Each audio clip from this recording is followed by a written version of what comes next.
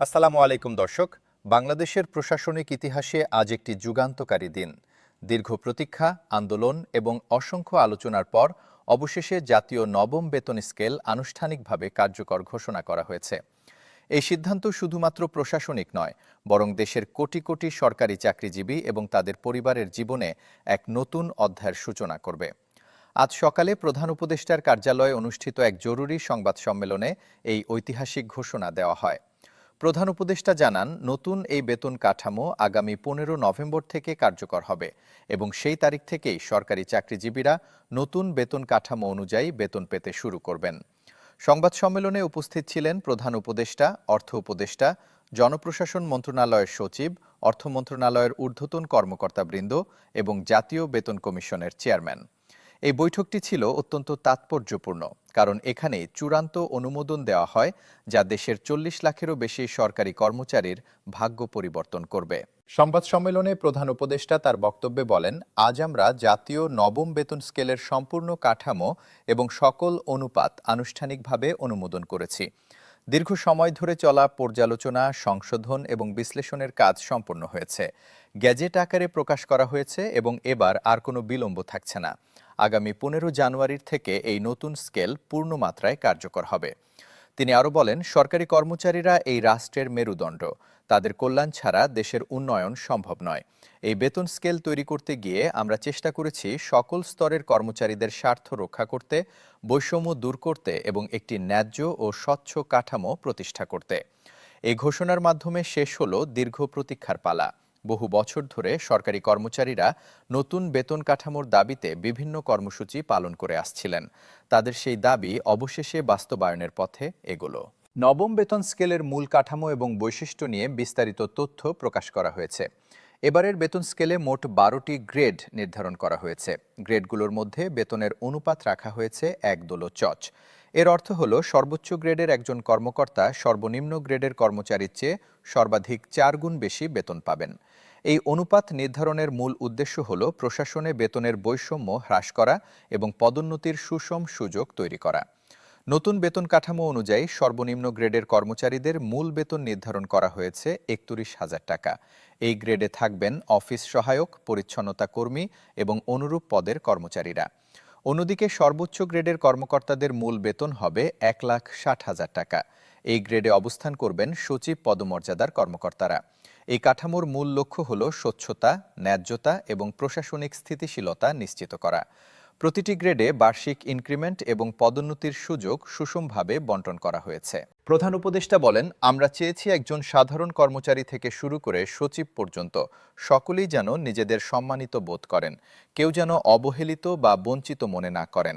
তাই বেতনের অনুপাত 1/4-এ সীমিত রাখা হয়েছে এবং 12টি সুস্পষ্ট ধাপে পদোন্নতির সুযোগ রাখা হয়েছে। এর ফলে প্রতিটি কর্মচারী তার ক্যারিয়ারে উন্নতির পথ দেখতে পাবেন এবং তা অর্জনের জন্য কাজ করতে পারবেন। নবম বেতন স্কেলের সবচেয়ে প্রশংসিত এবং যুগান্তকারী বৈশিষ্ট্য হল শতভাগ পেনশন ব্যবস্থার বাস্তবায়ন। এটি বাংলাদেশের সরকারি চাকরির ইতিহাসে একটি মাইলফলক হিসেবে বিবেচিত হবে। অর্থ উপদেষ্টা এই বিষয়ে বিস্তারিত ব্যাখ্যা দিয়ে বলেন, এখন থেকে অবসরপ্রাপ্ত সরকারি কর্মকর্তা এবং কর্মচারীরা তাদের সম্পূর্ণ বেতনের ভিত্তিতে পেনশন সুবিধা পাবেন। পূর্বে যেখানে মাত্র আংশিক বেতনের উপর পেনশন নির্ধারিত হতো, এখন সম্পূর্ণ বেতন কাঠামোই গণনায় ধরা হবে। এর অর্থ হল, একজন কর্মচারী যে বেতন নিয়ে অবসরে যাবেন তার সম্পূর্ণ অংশের উপর ভিত্তি করেই তার পেনশন নির্ধারিত হবে।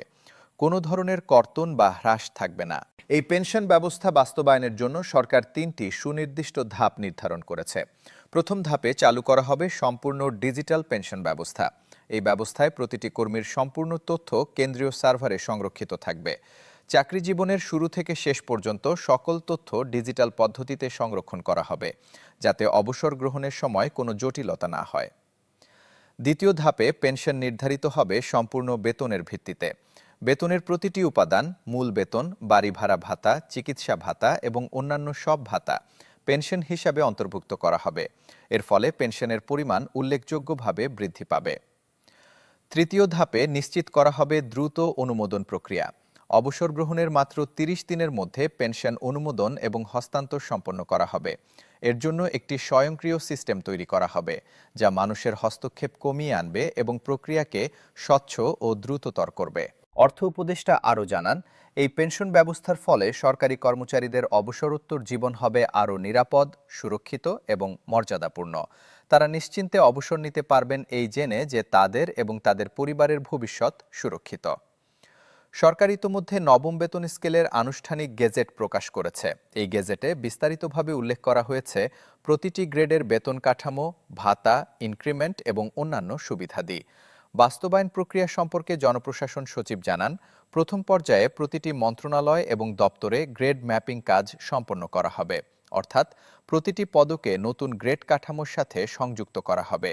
এই কাজ ইতোমধ্যে শুরু হয়ে গেছে এবং আগামী কয়েকদিনের মধ্যে সম্পন্ন হবে। দ্বিতীয় পর্যায়ে নতুন কাঠামো অনুযায়ী সফটওয়্যার এবং বেতন ব্যবস্থা হালনাগাদ করা হবে। প্রতিটি মন্ত্রণালয়ের বেতন প্রক্রিয়াকরণ সিস্টেমে নতুন কাঠামো প্রবেশ করানো হবে। এই কাজের জন্য বিশেষজ্ঞ টিম কাজ করছে। তৃতীয় পর্যায়ে 15 জানুয়ারি থেকে সরকারি কর্মকর্তা এবং কর্মচারীরা নতুন কাঠামো অনুযায়ী বেতন পেতে শুরু করবেন। প্রথম মাসেই নতুন বেতন কাঠামোর পূর্ণ সুবিধা তারা পাবেন। সরকার জানিয়েছে, এই সম্পূর্ণ প্রক্রিয়া ডিজিটাল পদ্ধতিতে সম্পন্ন করা হবে।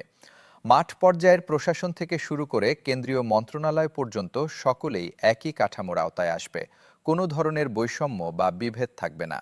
এই ঐতিহাসিক সিদ্ধান্তের পর সারা দেশের সরকারি দপ্তরগুলোতে আনন্দের বন্যা বয়ে গেছে।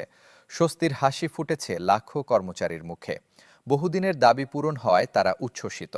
ঢাকা সচিবালয়ের একজন ঊর্ধ্বতন কর্মকর্তা বলেন, আমরা দীর্ঘদিন ধরে এই মুহূর্তের জন্য অপেক্ষা করছিলাম। আজ আমাদের স্বপ্ন বাস্তবায়িত হলো। এই নতুন বেতন কাঠামো শুধু আমাদের আর্থিক অবস্থার উন্নতি করবে না, বরং আমাদের মর্যাদাও বৃদ্ধি করবে। একজন শিক্ষক বলেন, শিক্ষকদের জন্য এটি এক বিরাট স্বস্তির খবর। এতদিন আমরা বৈষম্যের শিকার ছিলাম, এখন সকলের জন্য সমান সুযোগ তৈরি হলো। অর্থনীতিবিদ এবং বিশেষজ্ঞরা এই সিদ্ধান্তকে স্বাগত জানিয়েছেন। তারা মনে করছেন, এই নতুন বেতন কাঠামো প্রশাসনের দক্ষতা এবং দায়বদ্ধতা উল্লেখযোগ্যভাবে বৃদ্ধি করবে। একজন অর্থনীতিবিদ বলেন, একটি ন্যায্য বেতন কাঠামো প্রশাসনিক সংস্কারের প্রথম পদক্ষেপ। যখন কর্মচারীরা তাদের ন্যায্য পারিশ্রমিক পাবেন, তখন তারা আরও দায়িত্বশীলতার সাথে কাজ করবেন। দুর্নীতির প্রবণতা কমবে এবং সেবার মান বাড়বে। একই সঙ্গে বিশেষজ্ঞরা আশাবাদ ব্যক্ত করছেন যে এই নতুন কাঠামো সরকারি চাকরির প্রতি তরুণ প্রজন্মের আগ্রহ বৃদ্ধি করবে। মেধাবী শিক্ষার্থীরা সরকারি চাকরিতে আসতে উৎসাহিত হবেন। আজকের এই ঘোষণার মাধ্যমে বাংলাদেশের সরকারি বেতন কাঠামোয় শুরু হলো এক নতুন যুগ। 12টি গ্রেডে 1/5 অনুপাত, 31,000 টাকা থেকে 1,60,000 টাকার বেতন এবং সবচেয়ে গুরুত্বপূর্ণ শতভাগ পেনশন বাস্তবায়ন। সব মিলিয়ে এটি সত্যিই এক ঐতিহাসিক এবং যুগান্তকারী পদক্ষেপ। এখন সকলের দৃষ্টি আগামী 15 জানুয়ারির দিকে। সেদিন থেকে নতুন কাঠামোয় বেতন প্রদান শুরু হবে এবং দেশের 40 লাখেরও বেশি সরকারি চাকরিজীবী তাদের নতুন জীবনের বাস্তবতা অনুভব করবেন। এই দিনটি হবে তাদের জীবনের একটি স্মরণীয় দিন। সরকার আশা করছে, এই নতুন বেতন কাঠামো শুধু কর্মচারীদের জীবনমান উন্নত করবে না, বরং সামগ্রিক প্রশাসনিক সক্ষমতা এবং সেবার মান বৃদ্ধিতেও অবদান রাখবে। এটি হবে একটি জয় জয় পরিস্থিতি। কর্মচারীরা পাবেন ন্যায্য পারিশ্রমিক এবং জনগণ পাবেন উন্নত সেবা। আজকের প্রতিবেদন এখানেই সমাপ্ত। আমাদের সাথে থাকার জন্য আপনাদের সকলকে ধন্যবাদ।